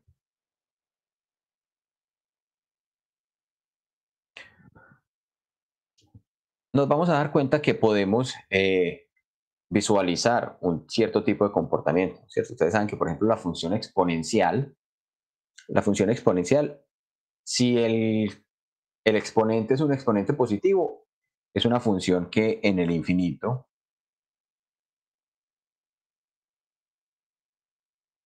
¿cierto? No tiene una cierta limitación.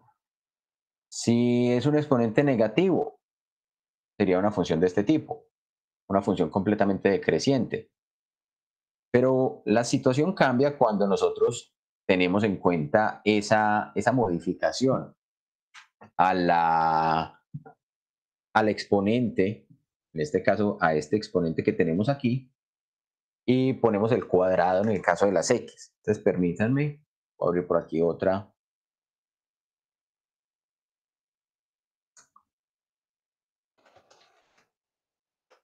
imagen.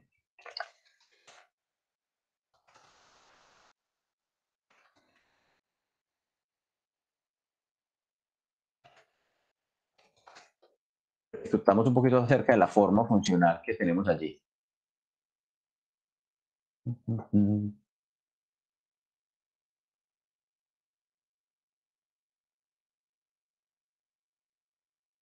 Y les presento esta. Bien.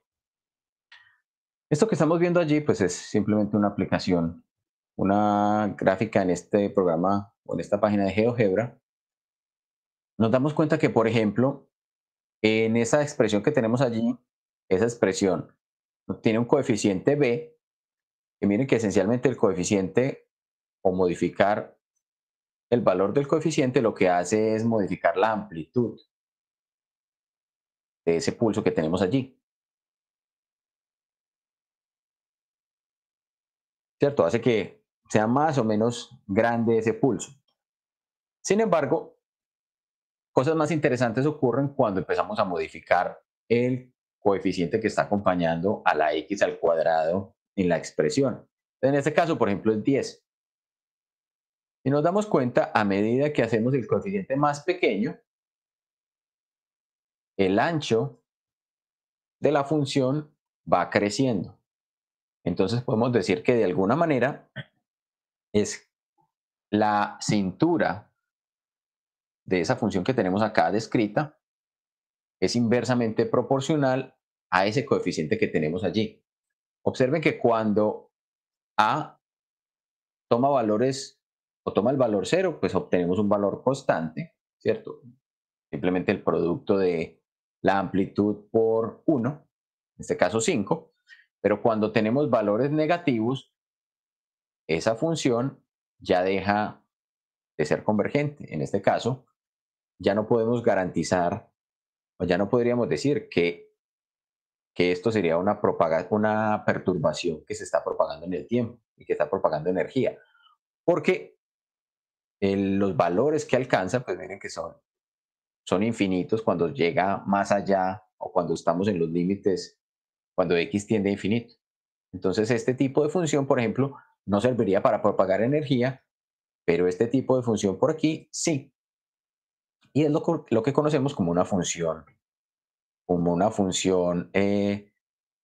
gaussiana o una función de pulso.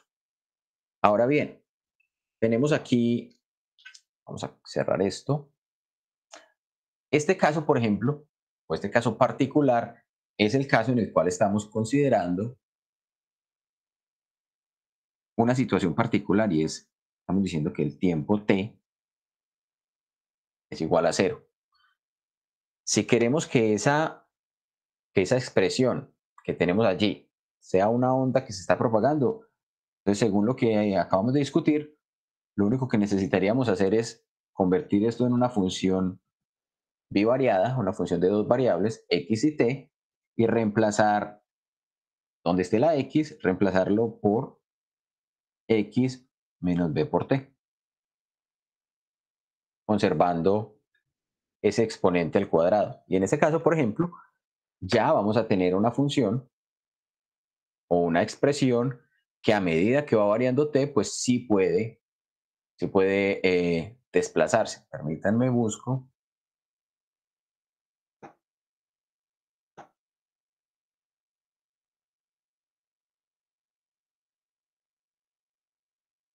Esta misma, ahora les vuelvo a presentar.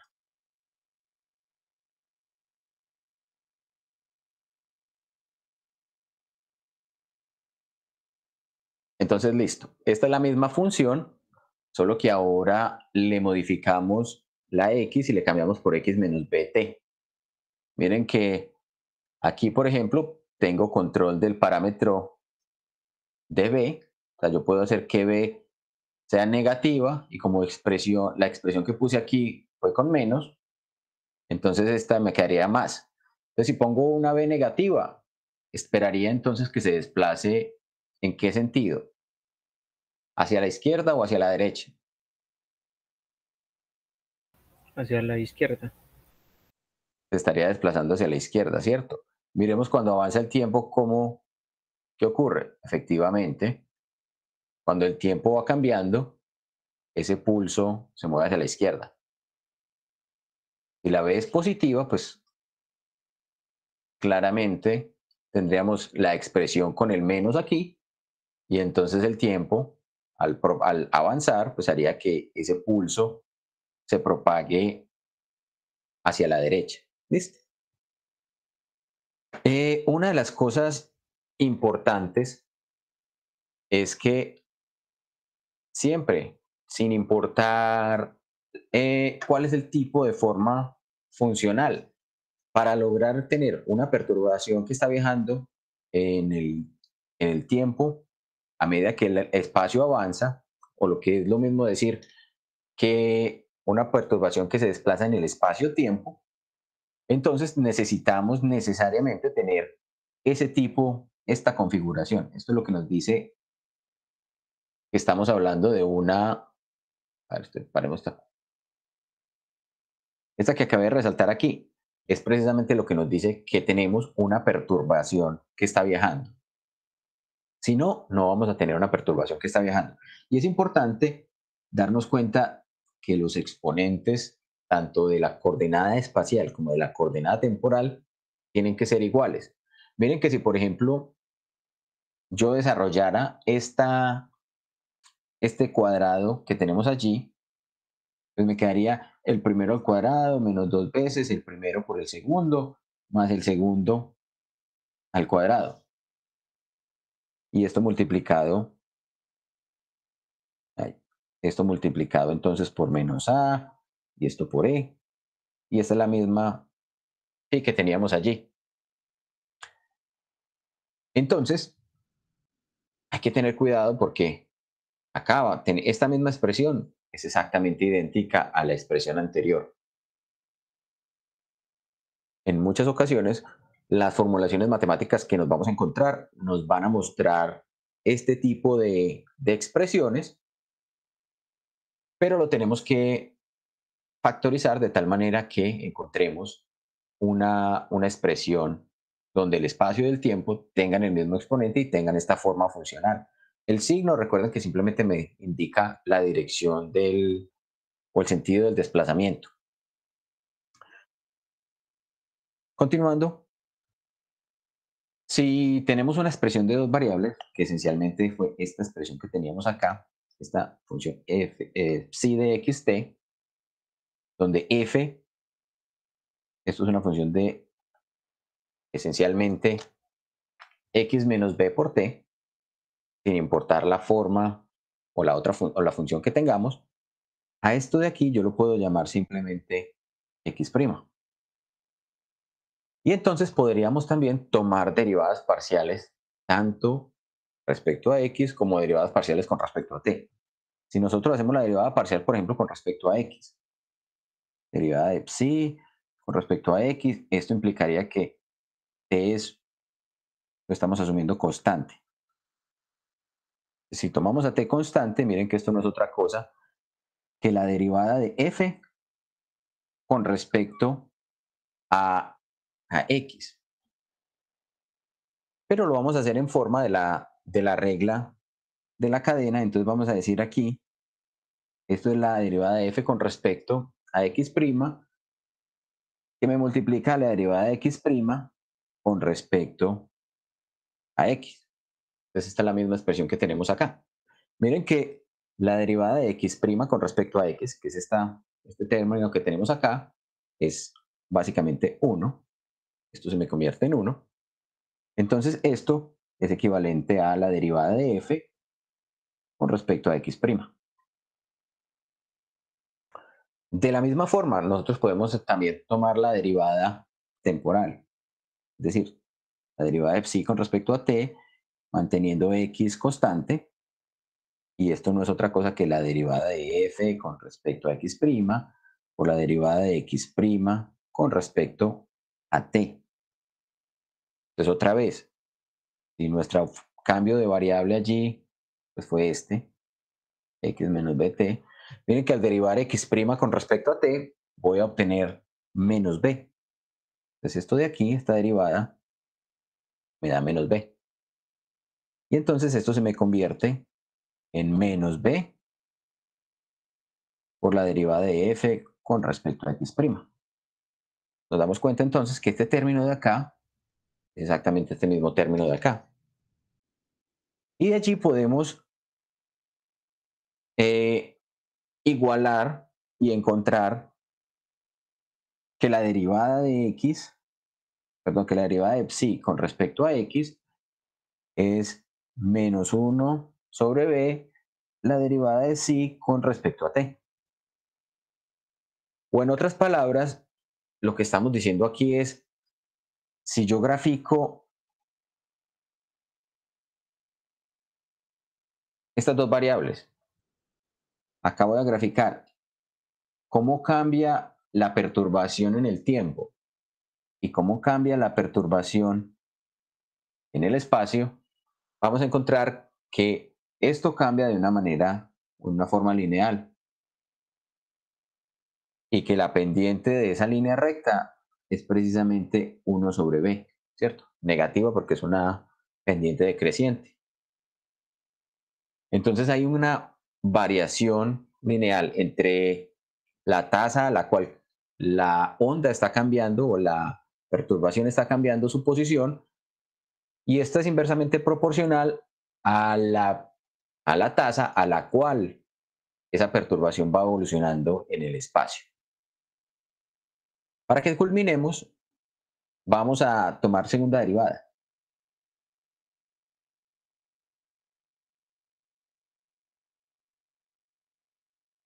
Entonces, si tomamos la segunda derivada, lo que estamos haciendo es esto. Estamos diciendo la segunda derivada de psi con respecto a x, otra vez manteniendo t constante.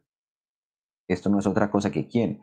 Que la derivada con respecto a x de la derivada de psi con respecto a x, que ya la teníamos o que ya la conocíamos. Esa derivada de psi con respecto a x era derivada con respecto a x de la derivada de f con respecto a x'. Como las funciones, perdón, como las variables son independientes, entonces yo puedo intercambiarlas entre sí. X y x' fueron dos sistemas de coordenadas, uno el sistema de coordenadas que estaba fijo y otro el sistema de coordenadas móvil. Entonces yo puedo cambiar esas derivadas parciales sin afectar el resultado. Entonces lo que estamos haciendo esencialmente es esto, es decir, que esta es la derivada de x', y acá me va a quedar la derivada de f con respecto a x. Pero acá, en el siguiente paso, voy a aplicar la regla de la cadena nuevamente. Entonces voy a decir, esto es la derivada con respecto a x', de la derivada de f. Hola, a ver que no estoy leyendo allí. Angélica. Juan, qué pena, ¿me podrías repetir por favor por qué intercambiaste x y x' que no entendí? Ah, sí, claro, porque es que x es la variación o es la coordenada que me está indicando la posición de la perturbación con respecto al sistema fijo. Y x', la posición de la perturbación con respecto al sistema móvil. Pero el sistema fijo y el sistema móvil no dependen uno del otro. Son dos sistemas, uno está aquí, el otro está aquí, y lo que hice fue mover uno con respecto al otro, pero no hay una relación o una dependencia de esas dos variables. Son independientes entre sí. Entonces, Listo, muchas gracias. Entonces, como son independientes, yo puedo las derivadas parciales tomarlas en el orden que yo quiera y no afecta el resultado. Listo, gracias. Entonces, como les decía, poniendo aquí la regla de la cadena, pues decimos, esto es la derivada de f con respecto a x' por la derivada de x' con respecto a x, ¿sí? Y por allá arriba, la derivada de x' con respecto a x nos había dado 1. Entonces, esencialmente esto se nos convierte en la derivada o en la segunda derivada de f con respecto a x'. Y si tomamos la segunda derivada, entonces esta, guardémosla por aquí, vemos que es uno de los valores que queremos conservar. Y si tomamos, por ejemplo, la segunda derivada de la perturbación ahora con respecto a t, manteniendo x constante, es la misma historia. Vamos a decir la derivada con respecto a t, de la derivada de psi con respecto a t. Y la derivada de psi con respecto a t, ya la conocíamos, era, vamos a poner esto acá, era menos b por la derivada de f con respecto a x'. Listo. Y vamos ahora otra vez a aplicar regla de la cadena. Esto es derivada con respecto a t, t menos b, derivada de f con respecto a x', derivada de x' con respecto a x'. Aquí lo que hicimos fue simplemente poner esa, o sea, multiplicar. Yo sé que los matemáticos puristas me matarán por esta afirmación, pero es como si estuviera multiplicando y dividiendo por la misma expresión. ¿Sí? Simplemente esto es para obtener una segunda derivada que me facilite la solución y la expresión en términos de segundas derivadas. Entonces otra vez, miren que acá tenemos derivada con respecto al tiempo, derivada con respecto a x', y entonces yo puedo sacar una de las x' e intercambiarla por esa del tiempo. Entonces miren la maniobra matemática que hacemos acá. Decimos, esto es de x con respecto a x', esto es menos b de f con respecto a x', de x' con respecto a t. La forma por la cual lo sacamos es exactamente la misma razón por la cual las variables son independientes. Y esto de acá nos da menos b. Y entonces cuando operamos, llegamos a que esto es b al cuadrado por la segunda derivada de f con respecto a x'. Esto al cuadrado. Listo. Si nos damos cuenta, esta terminología pues también está aquí, ¿cierto? También está por acá. Este término que tenemos acá, se parece a este término que tenemos acá, es el mismo. Entonces eso nos va a permitir expresar esas dos ecuaciones.